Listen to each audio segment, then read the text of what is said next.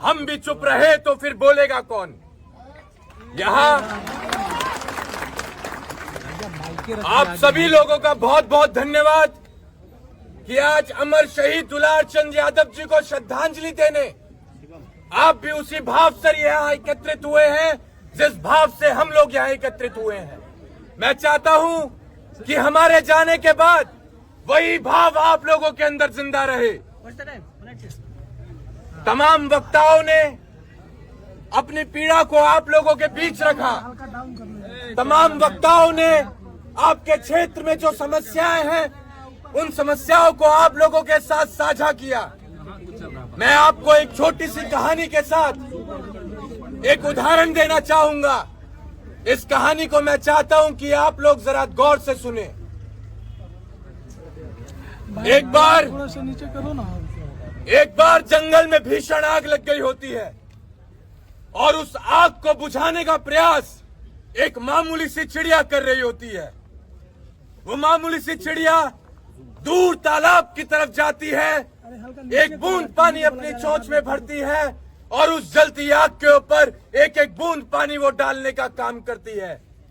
सुबह से लेकर शाम हो गई, उस मामूली सी चिड़िया को वही एक एक बूंद पानी उस दूर तालाब से लेकर आना और उस जलती आग के ऊपर डालना। शाम को एक बड़े बाज ने चिड़िया को देखा, चिड़िया को रोका और उस चिड़िया से पूछा कि बहन, तुम इतनी मेहनत कर रही हो, इतना संघर्ष कर रही हो, क्या तुम्हारे एक एक बूंद पानी से ये भीषण आग बुझ पाएगी? तो सुनना साथियों, उस मामूली सी चिड़िया ने कितना खूबसूरत जवाब दिया।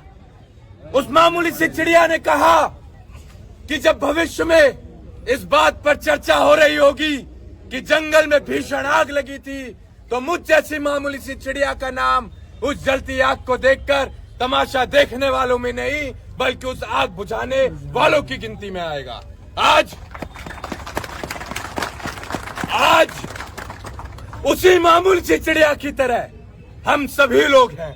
उसी मामूली सी चिड़िया की तरह हमें भी जहाँ जहाँ भीषण आग लगी है वहाँ एक एक बूंद पानी लेकर उस जलती आग को बुझाना है और हमारे ऐसे भाइयों का साथ बनना है जिन्हें दबाया जा रहा है, सताया जा रहा है, तड़पाया जा रहा है और प्रशासन द्वारा उनकी आवाज को रोका जा रहा है। हमें साथ बनना है, हमें ताकत बननी है हमारे ऐसे भाइयों की। क्योंकि आज एक नीरज है, कल को आप लोगों के बीच से हमारा कोई साथी हो सकता है। आज अगर आप शांत रहे तो कल को हम लोग भी शायद आपकी लड़ाई में आपका साथ ना दे पाए, क्योंकि आप उस मामूली सी चिड़िया की तरह अपना हक अदा नहीं कर रहे समाज की लड़ाई के लिए। एक बहुत खूबसूरत शायरी है, इस शायरी के माध्यम से आप इस बात को समझने का प्रयास करें। अक्सर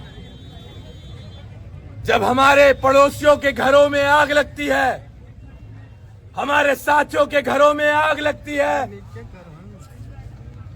तो हम लोग तमाशा देखते हैं। ऐसे लोगों के लिए एक शायरी है साहब कि जलते घर को देखने वालों, जलते घर को देखने वालों, फूस का छप्पर आपका है, आग के पीछे तेज हवा है, आगे मुकद्दर आपका है। उसके कत्ल पर मैं भी चुप था, उसके कत्ल पर मैं भी चुप था, मेरा नंबर अब आया, मेरे कत्ल पर आप भी चुप है, अगला नंबर आपका है। अगर इस नंबर को आप कटवाना चाहते हैं, इस नंबर को अगर आप कटवाना चाहते हैं तो जरूरी है आप लोगों का संगठित रहना। हम जातिवाद करने नहीं आए हैं साहब, हम जो संगठन चलाते हैं, हम पत्रकार साथियों के माध्यम से हम प्रशासन को भी बता देना चाहते हैं, हमारे संगठन में हर समाज का, हर जाति का, हर धर्म का व्यक्ति जुड़ा हुआ है। हम विशेष जाति का संगठन नहीं चला रहे हैं। आज आप हमें बताइए किस जाति में अन्याय हो रहा है, वहां हमारे पास तक अगर सूचना आती है तो हम पहुंच जाते हैं, क्योंकि हमें पता है जब तक हम दूसरे के घरों में जली आग को नहीं बुझाएंगे तब तक हमारे भी घरों में जो आग लग रही है उसे कोई नहीं बुझाएगा। तो हम यहां से ये संकल्प भी लेकर जाएं कि हम अपने समाज से तो मोहब्बत करें, लेकिन अन्य किसी जाति से हम नफरत भी ना करें। ये हम संकल्प लेकर जाएं, तभी हम आने वाले समय में इन लड़ाइयों को मजबूती के साथ लड़ पाएंगे और उसमें सफलता हासिल कर पाएंगे। हमारी संवेदनाएं हैं पीड़ित परिवार के साथ, लेकिन आप लोगों का अनुशासन में रहना वो बहुत मायने रखता है।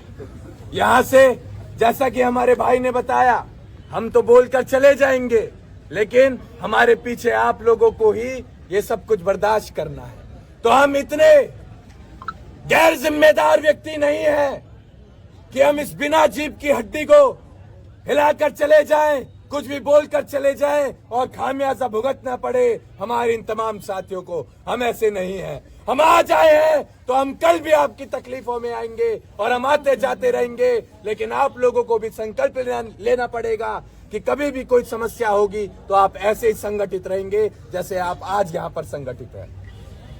आपकी आवाज को दबाया जाएगा, आपको तंग किया जाएगा, लेकिन आप घबराना मत, आप घबराना मत, क्योंकि जो डरता है वो कभी नहीं लड़ता है। निडर ही लीडर है। आप निडर बने, हम आपके साथ चलेंगे। आप हमें एक बार आवाज लगाएं, जहां आपको ऐसा लगे कि आप कमजोर पड़ रहे हैं, वहां हम आपके साथ आपकी उस लड़ाई में सबसे पहली पंक्ति में आपको खड़े मिलेंगे। मेरा ये कोई राजनीतिक क्षेत्र नहीं है। मैं इस प्रदेश से भी राजनीति नहीं करने वाला हूं साहब, कभी नहीं करने वाला हूं। तो मेरा यह क्या भाव है, उस भाव को आप समझने का प्रयास करें। मैं यहाँ विधानसभा चुनाव, लोकसभा चुनाव लड़ने नहीं आया हूँ। मैं यहाँ आप सभी लोगों को संगठित करने आया हूँ। आप लोगों के अंदर वही भाव जगाने आया हूँ जिस भाव ने मुझे दिल्ली से लाकर आप लोगों के बीच यहाँ खड़ा कर दिया। मैं वही भाव आप सभी लोगों के अंदर जगाने आया हूँ। मेरी बस ये छोटी सी लड़ाई है। और मेरे फादर साहब कहते थे कि बेटा, जुबान से निकली बात, शरीर से निकली आत्मा और बंदूक से निकली गोली एक बार निकल जाती है तो कभी वापस नहीं आती। तो अपने लोगों के बीच जाकर वही बोलना जो तू कर पाए। मैं आज वही बोलकर जाऊंगा जो कर पाऊंगा। मैं अपनी आखिरी सांस तक आप लोगों के साथ लड़ूंगा। बस आप हमारे ऐसे भाइयों का कभी साथ मत छोड़ना। लड़ाई बहुत बड़ी है, अभी लड़ाई की शुरुआत हुई है, अभी लड़ाई बहुत बड़ी है। और हम इतने कमजोर भी नहीं हुए, हम इतने कमजोर भी नहीं हुए कि अगर हमारा राजनीतिक दल मजबूत नहीं है, सत्ता में नहीं है, तो हम गुलाम बन जाएंगे। हम इतने कमजोर भी अभी नहीं हुए हैं। हम लड़ेंगे, हम दहाड़ेंगे, हम चिल्लाएंगे और अपने हक अधिकार की आवाज को हम हमेशा बुलंद करते रहेंगे, चाहे सरकार किसी की भी हो।